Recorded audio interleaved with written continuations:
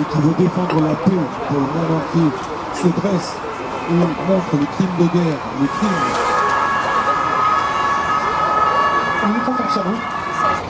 Il paraît que la CIA, d'après son ancien directeur Mike Pompeo, l'instruction se borne à mentir, tricher, voler.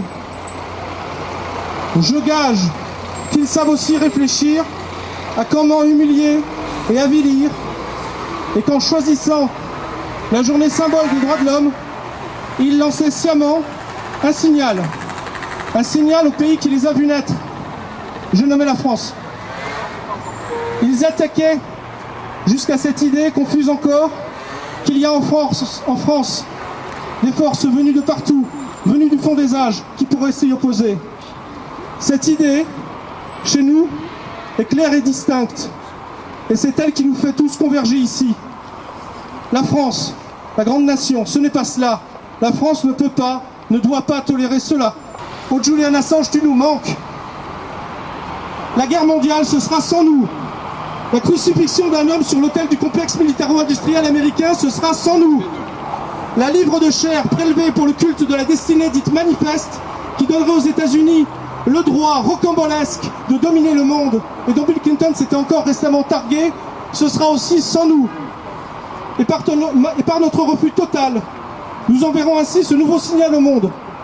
Le visage d'Assange se répandra de clocher en clocher, comme jadis l'aigle vengeur, comme naguère celui de Che Guevara, de drapeau en drapeau, celui d'un homme qui s'est opposé à tout un empire de mort. Le visage même de l'homme, contre la machine à broyer les peuples. Merci d'être là. Merci, même si on n'est pas très nombreux, hélas. Et les voix qui s'élèvent contre l'extradition de Julian Assange sont quand même très peu nombreuses. C'est beaucoup plus facile de dénoncer ce qui est fait à Navalny, ce qui est fait aux Ouïghours, mais ce qui est fait dans une démocratie comme l'Angleterre, c'est beaucoup plus difficile, et c'est beaucoup plus difficile de s'opposer aux États-Unis et à la demande d'extradition des États-Unis. Ça fait plaisir de vous voir tout cela. Bravo Victor. Quelqu'un disait qu'il y a des gens qui n'aiment pas la vérité. Pour tous les autres, il y a Wikileaks. Quelqu'un disait que si les guerres sont déclenchées par des mensonges, la paix peut être imposée par la vérité. Il y a quelqu'un qui disait que ce n'est pas moi la cible, je suis simplement un obstacle sur leur chemin. Il y a quelqu'un qui a dit tellement de vérité qu'on a tout fait pour le faire taire. Vous savez bien sûr de qui il s'agit. Pour en savoir plus, je vais faire un peu de pub pour d'autres camarades. Le livre Julian Assange parle a été édité aux éditions Investigation, il sort en ce moment. C'est 200 citations de Julian Assange, dont on a peut-être un petit peu oublié qu'il avait des choses à dire et qu'il les disait si bien.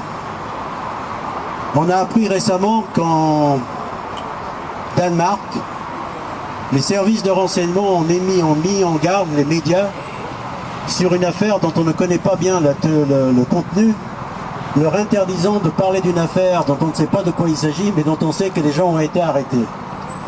On appelle ça l'effet Assange, où les services de renseignement maintenant peuvent, en toute impunité, décider de ce que nous avons le droit de savoir ou pas.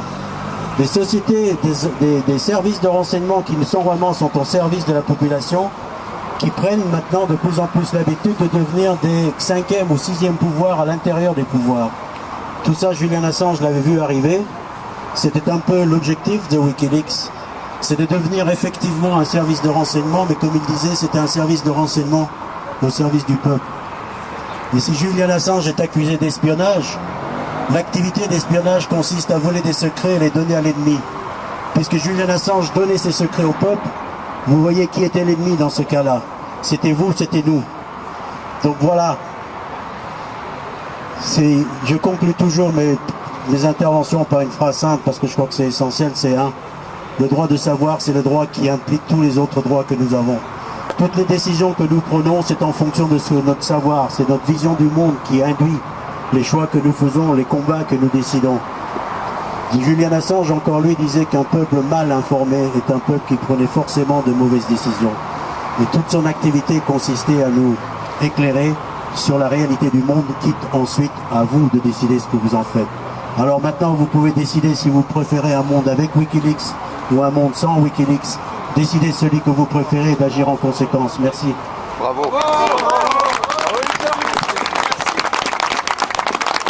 Des détenus arbitraires dans le monde, il y en a des dizaines, des centaines de milliers. Si ce soir nous sommes ici rassemblés pour l'un d'entre eux en particulier, c'est parce qu'au-delà des conditions inhumaines dans lesquelles il vit depuis de longues années, il incarne des valeurs extrêmement importantes pour nos démocraties occidentales, et parce que ça se passe précisément dans nos démocraties occidentales qui sont en train de renier ces valeurs. Et parce que ce dont il est accusé, c'est rien d'autre que d'avoir fait trop bien son travail de journaliste d'investigation et d'avoir inventé, d'incarner avec des lanceurs d'alerte emblématiques comme Edward Snowden et Chelsea Manning, incarner une nouvelle forme de journalisme, celle de Wikileaks, celle dont la puissance a été révélée en 2010, quand ont été démontrées des atrocités commises pendant les guerres, des actes de torture, des actes d'espionnage entre puissances soi-disant alliées. C'était le début d'une ère nouvelle, et c'est bien pour ça que Julian Assange a été déclaré à cette époque-là homme de l'année par Time, par Le Monde. C'était le début aussi d'une grande entreprise de déstabilisation de la réputation de Julian Assange, faite de mensonges et de calomnies et d'accusations insidieuses qui ont duré des années et qui à ce jour continuent de dresser un écran de fumée opaque autour de Julian Assange aux yeux de quantité de personnes.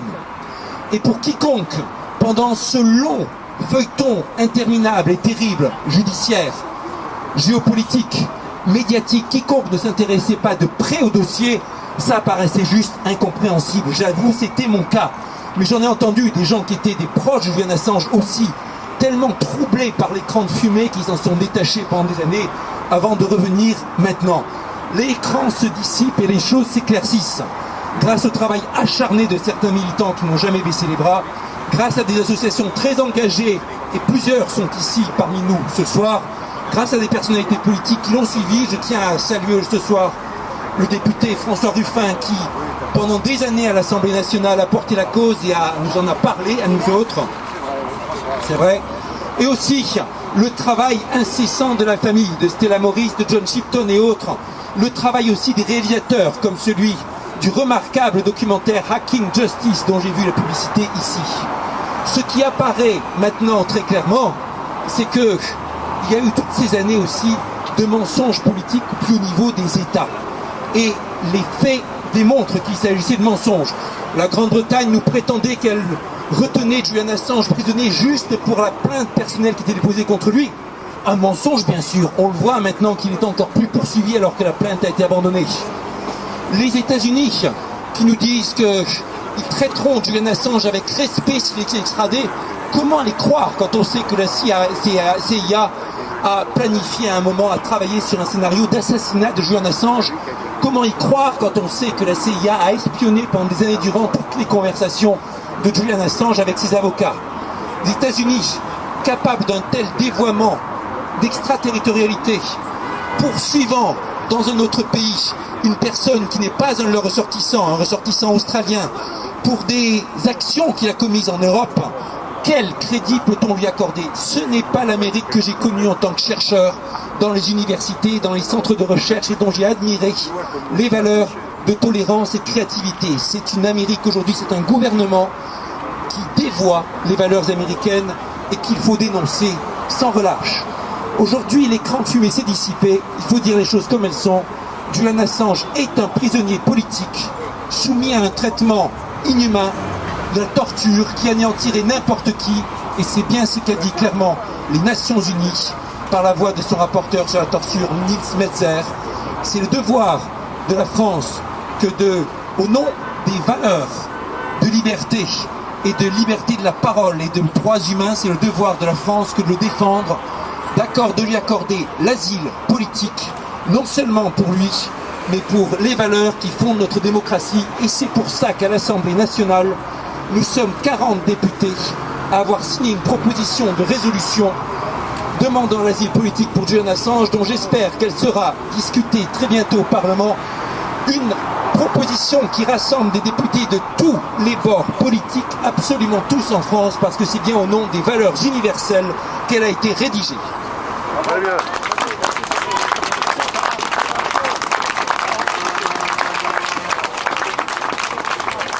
Corbert, je suis le représentant d'une petite association qui s'appelle Robin des Lois et qui s'occupe de questions carcérales depuis une dizaine d'années. Mais il y a 2 ans, un de nos avocats m'a intéressé au cas d'Assange et j'ai été amené à travailler sur le cas d'Assange dans mon coin.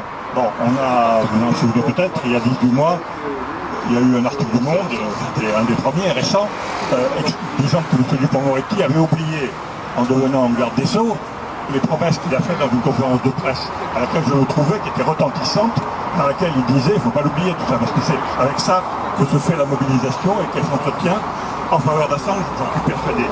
Cette conférence de presse réunissait des journalistes du monde entier.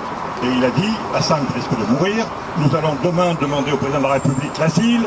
Il avait raison, moi j'y étais, j'étais très heureux, je trouvais ça très bien. Bon, et puis il est devenu garde des Sceaux au mois de juin, et puis plus rien. Donc on lui a rappelé un petit peu sa promesse dans un article du Monde et une lettre ouverte au mois de septembre. Et là-dessus, on a essayé de se fédérer avec ceux qui, dans leur coin, faisaient des choses différentes. D'ailleurs, par exemple, ce soir, je ne connaissais pas Ulrich, qui est encore à moi. Je trouve formidable que cette manifestation existe. Qu'est-ce qu'on fait concrètement? Je vous livrerai ça en nous séparant. Il y a cette proposition de résolution. Il y a cette manif ce soir, il y a des pétitions. Tout ce qui peut faire parler d'Assange dans les semaines qui viennent est bon. Je ne crois pas que Emmanuel Macron puisse rester éternellement insensible à ce qui sort quand même depuis 1 mois et demi. Il y a eu le film Hacking Justice, il y a quand même eu beaucoup de remue-ménage, il y a eu cette conférence de presse à l'Assemblée, il y a 40 députés qui ont signé, on est en train de travailler à en faire signer d'autres.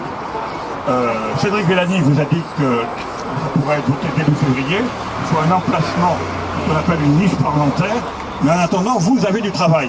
C'est-à-dire qu'on ne fera rien sans vous. Moi j'ai pris mon téléphone, bien souvent, ça prend 10 minutes, un quart d'heure, vous allez sur le site de l'Assemblée nationale, et vous appelez votre député. Vous avez toute la liste, l'attaché parlementaire. C'est pas du travail, c'est assez ingrat. Vous demandez à parler au député. S'il n'est pas là, vous laissez le message et vous dites, voilà, est-ce que votre député, homme ou femme, a signé la PPR, donc la proposition de résolution. Donc lundi, mardi, entre 2 gueuletons, vous prenez votre téléphone 10 minutes, vous appelez votre député, ça coûte pas cher. Et gentiment, vous dites, est-ce que votre député a signé?